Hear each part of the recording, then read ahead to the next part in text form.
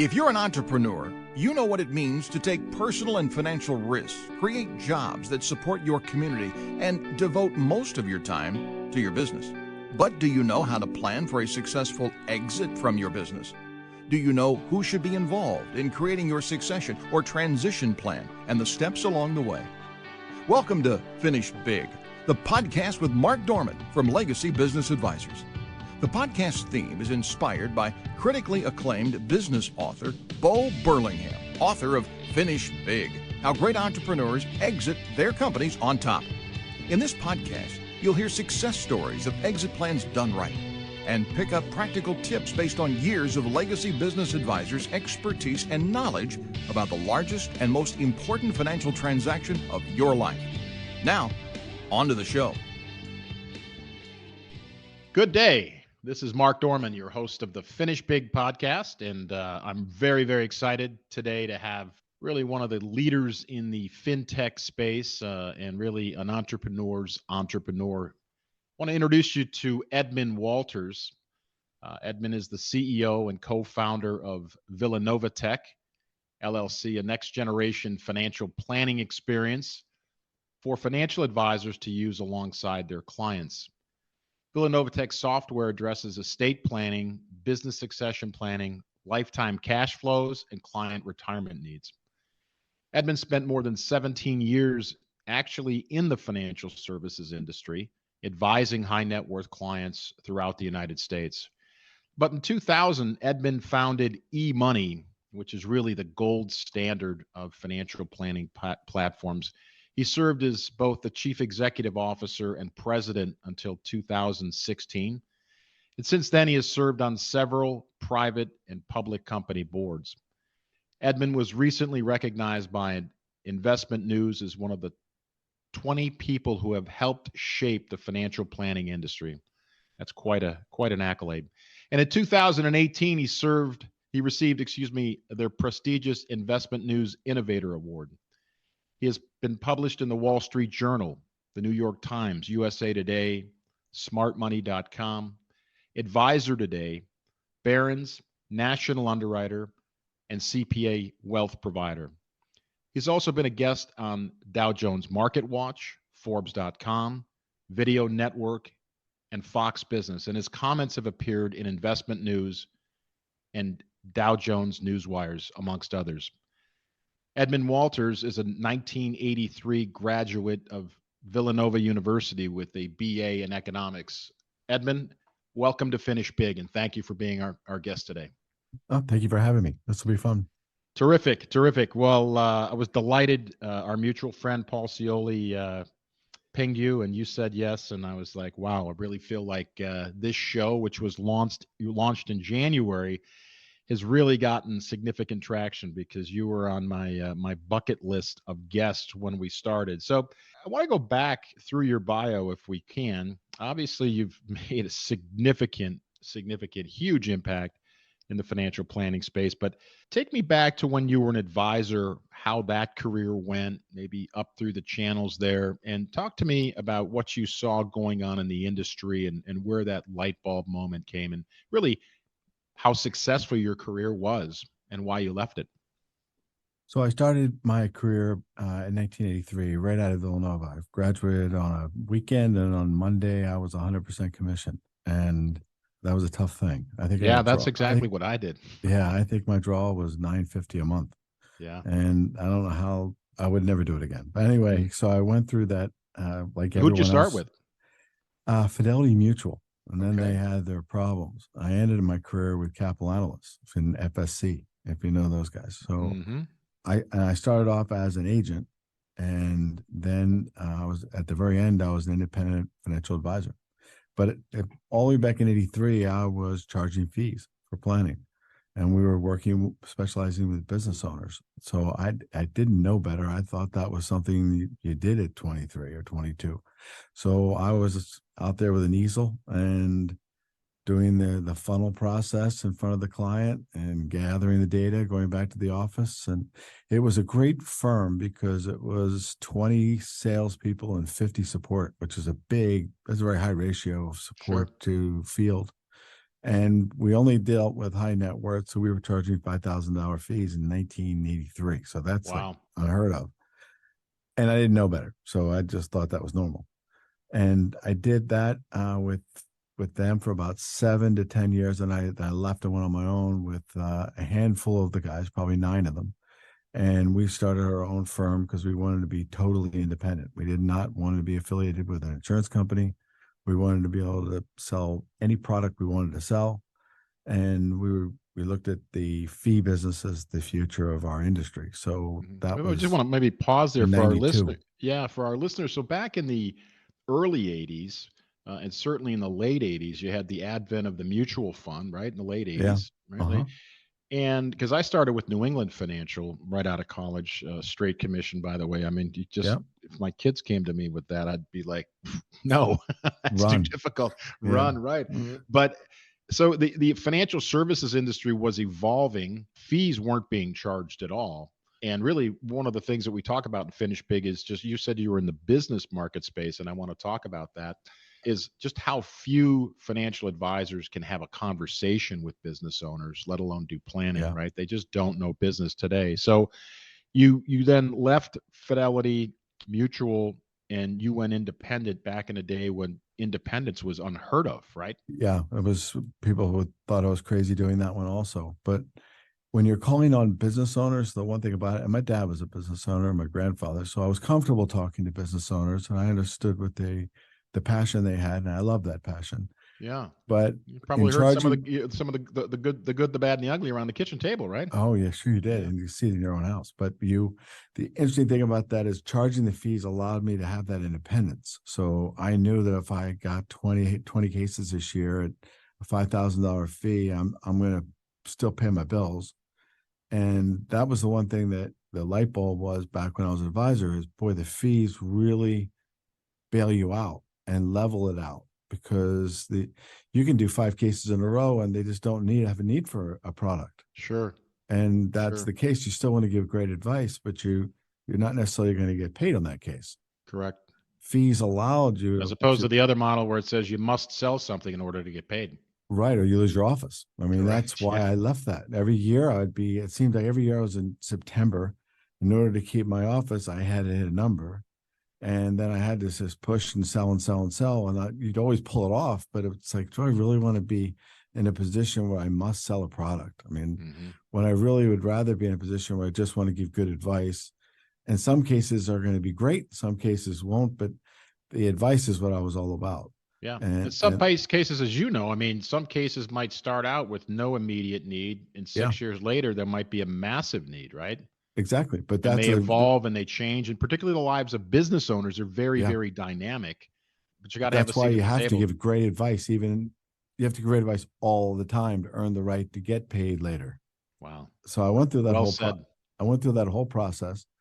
And then it was at the end of my career as an advisor, probably the last 5 or 6 months, I got a consistent question from the high net worth clients.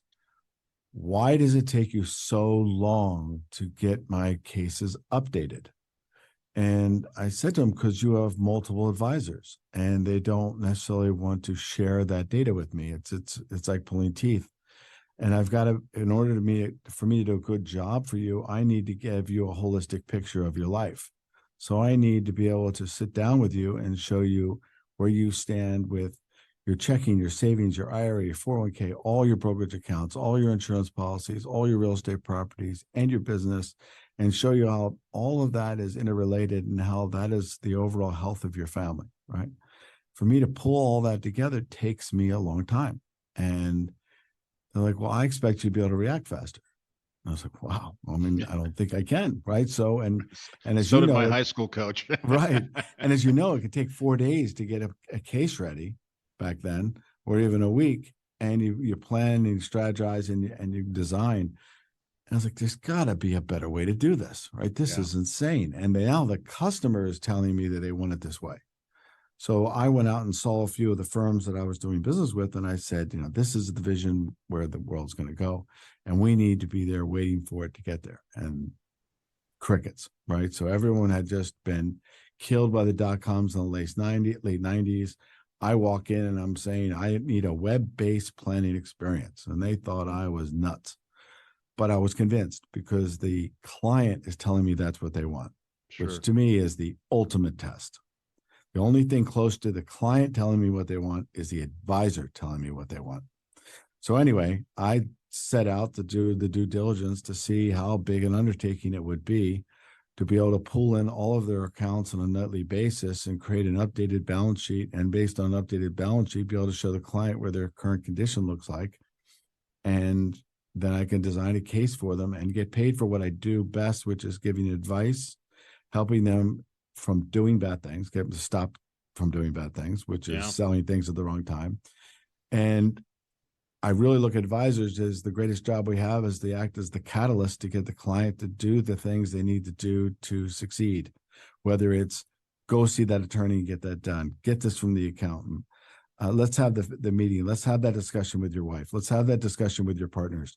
We're the catalyst. Actually, without us, it doesn't get done. Right. Yeah. Or we tell our clients, right. It's sometimes you tell them what not to do, right? Exactly. You get Don't paid. give your key employee equity in your company. Let's do stock appreciation rights instead. Let me tell you why you don't want to do that. Right. Right. And when the market is great, it's like you think you're an athlete. It's like riding a bike downhill. When things are bad and it's tough getting up the hill, that's when we're underpaid because we're giving great advice to hold the course, stay on the plan, and they're upset. Right, because the markets aren't doing well. So all of those things were going on, and I said I have to be able to figure out a solution like this. And so that's when I came up with the idea: if they're not going to do it, the client says they want it. The client, I sold my practice to my partners. I cashed out my 401k. I took all my personal life savings, and then I still didn't have enough. So I went to the 5 or 6 clients that said they wanted this experience, and I said, "How would you like to invest with me?"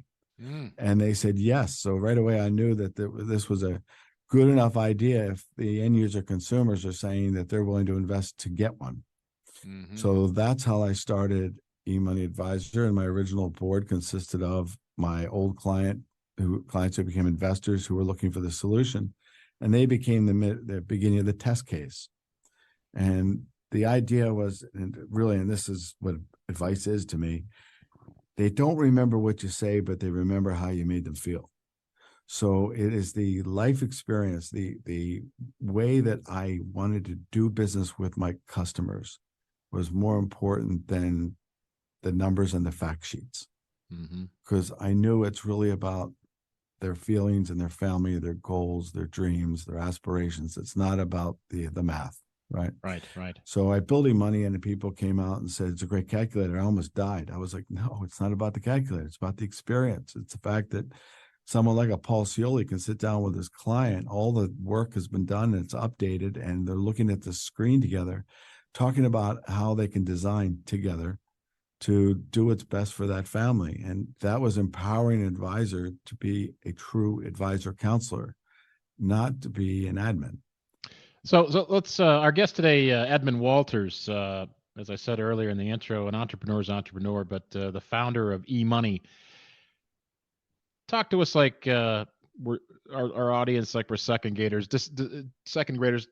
Describe eMoney for those of us that are listening that aren't financial advisors. What would the experience be like for an eMoney client?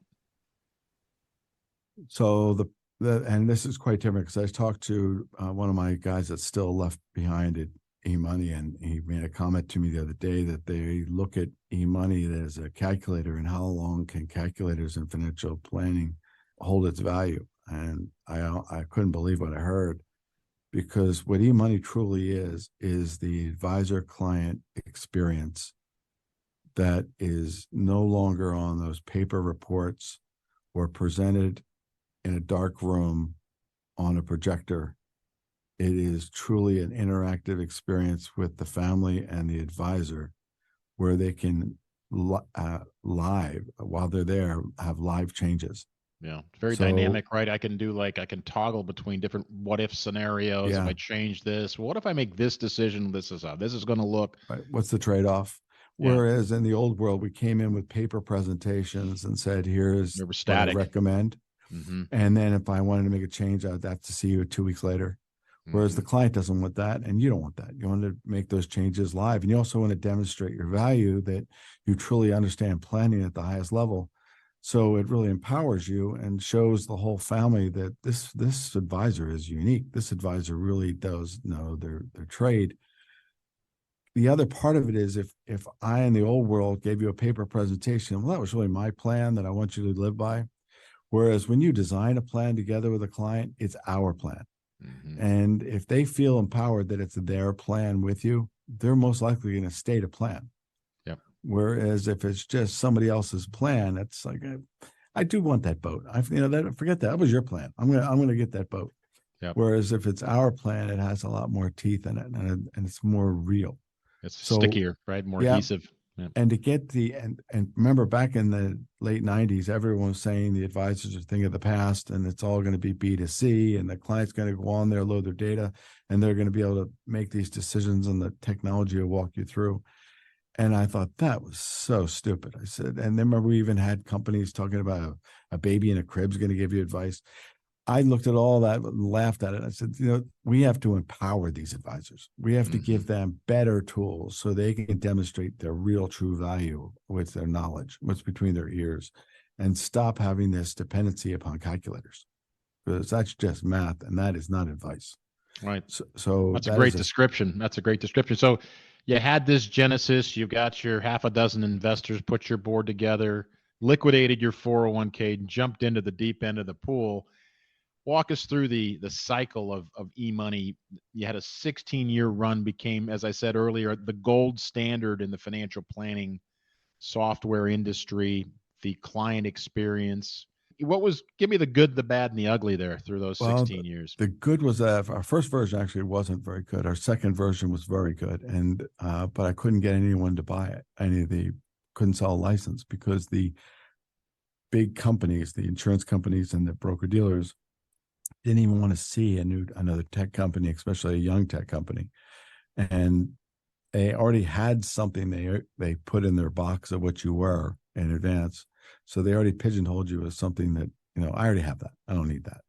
So I was going to go out of business. So I was not going to make it. And I saw the runway was 6 months out of cash. And I was like, I don't know what I'm going to do. So I said, why don't I do what I learned to do as a financial advisor? So I did drop-ins. So as an advisor, if you had some free time, or you're in an area and there was a company that intrigued you, I would just ring the doorbell and ask to see the business owner, right?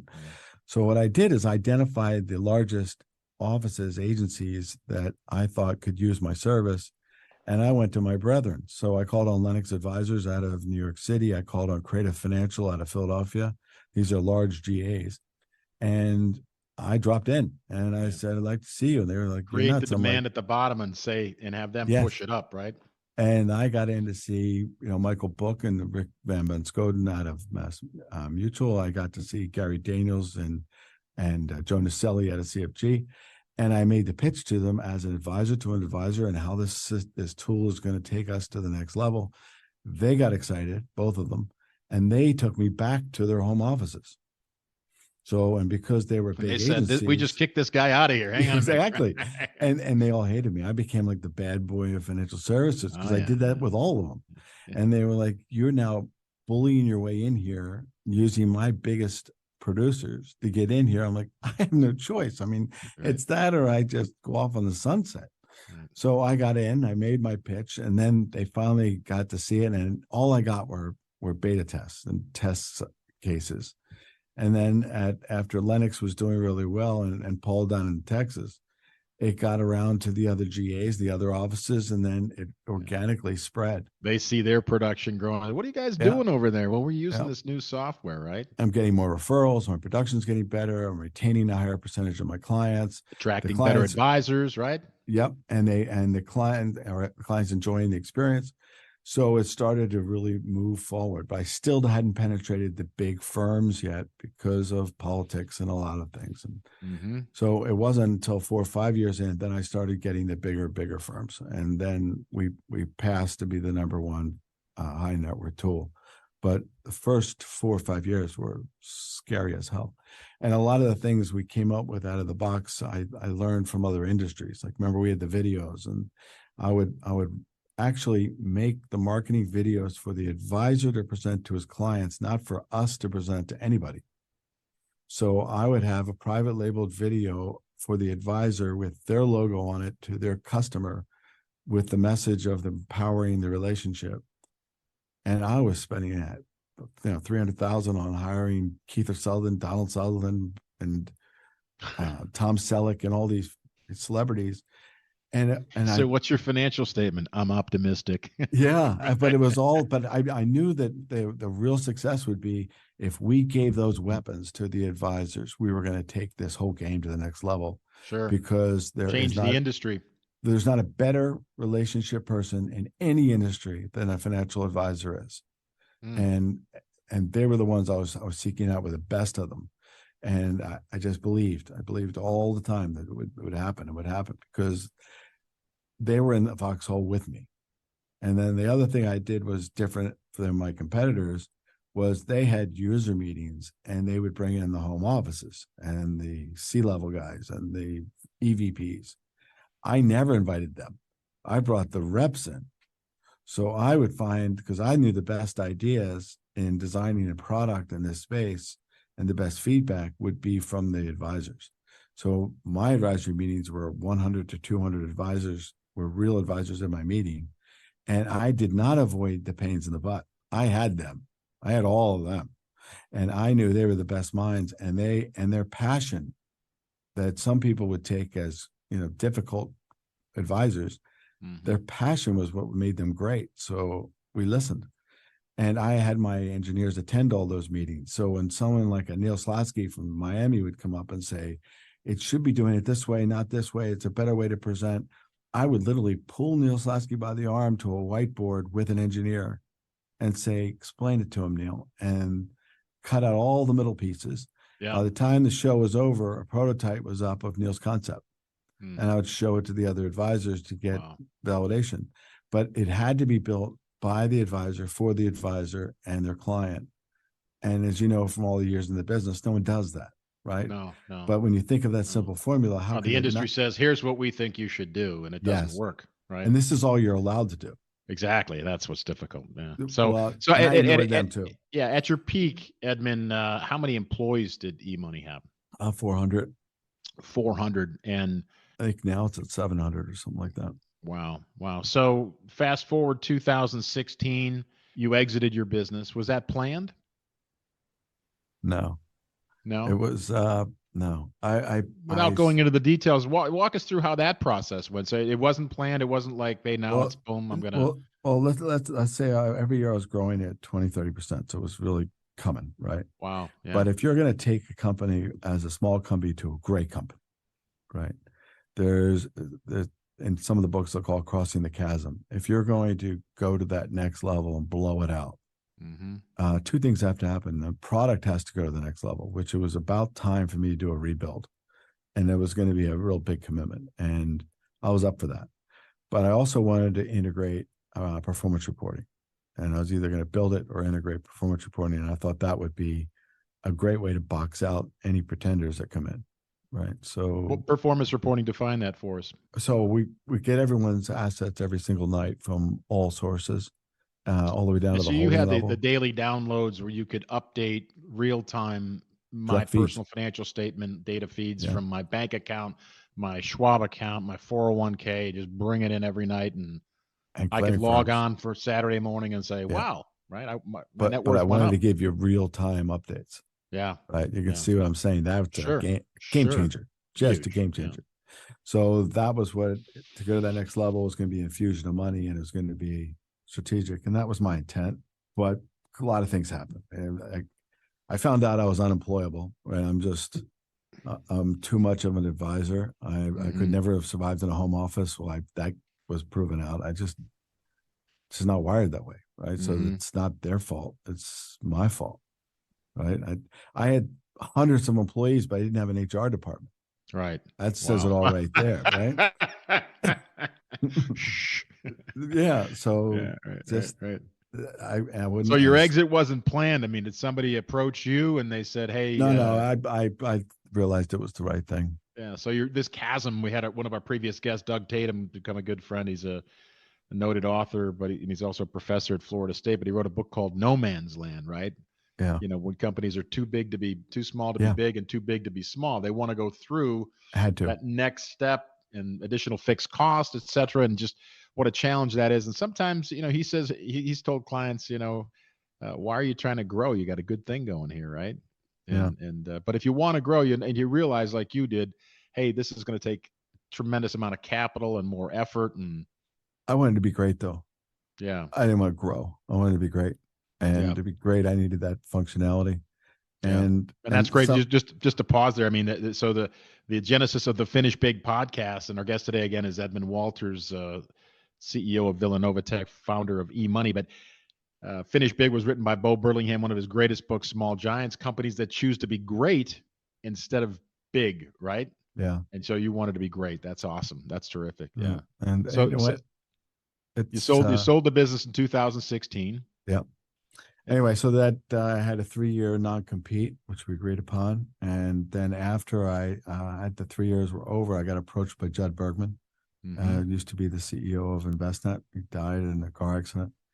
And he was one of my best friends. So anyway, Judd approached me and said he always wanted to have a high net worth estate planning tool.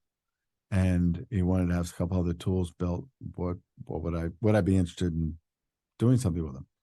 So we worked it out over the next 6 months, and then I started recruiting my team back, and I got a bunch of guys that were out at other companies. We're getting the band back together, right? Yeah, but I left the eMoney guys alone that were still there. Right? So I got the ones that already had jumped. And we started putting it together. So we built over the next 18 months an advanced estate planning tool, a 12-month cash flow, and a lifetime cash flow. Yeah, you are an advisor to the core, right? Yeah, really cool. These are really cool tools, and they're the next gen. So what eMoney was the generation away from paper, and you can demonstrate to your client, but it's like having a second shot off the tee, and it's always better than your first shot. And that B player always sits it down the middle. Exactly right. So what I did is I made it more interactive and gave a lot more of the controls and participation to the end user customer, so they can play with it too. So it went to the next level, and then Judd bought Money Guide, and then Money Guide got the tool, and they're doing really well with it. So then what I did is Bill Krager asked me if I'd build a portal for him, so a client experience. So that goes out this November. In fact, it's in testing right now with New York Life. That'll go out in November to all the InvestNet companies. So whether you have Money Guide or InvestNet or Tamarack or whatever, they'll have a new portal that we designed, and it's incredibly robust, and it's an Apple. You can get it through your App Store. Wow. So it's so nice. Talk to us about VillanovaTech LLC, but it goes by NovaTech, correct? Yeah, because everything at Villanova now goes to Nova.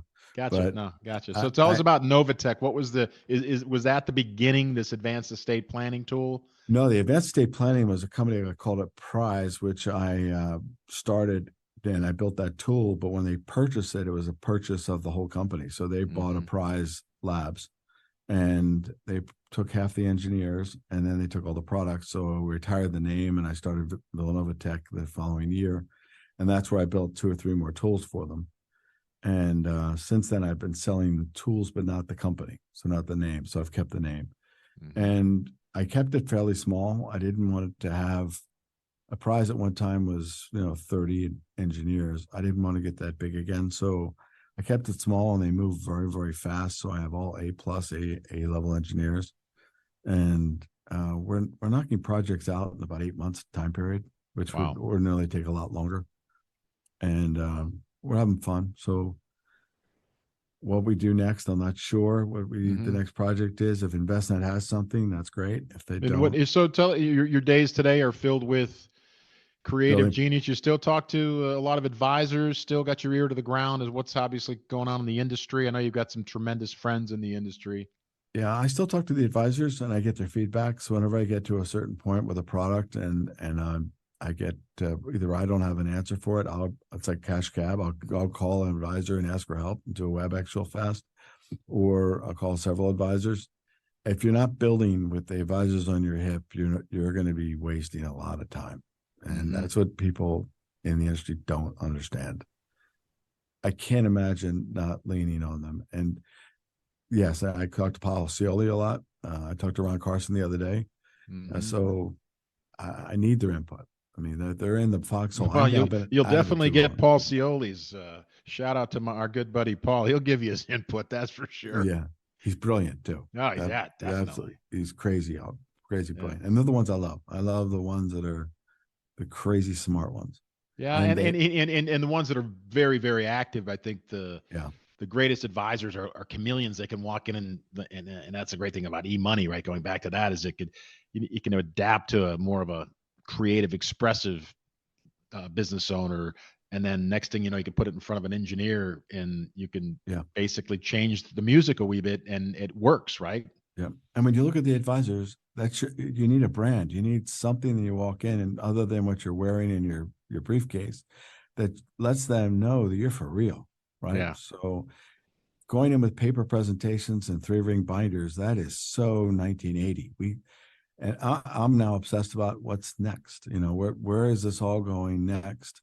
And how can we deepen our engagement with the whole family, not just the husband and wife, but the whole family intergenerationally?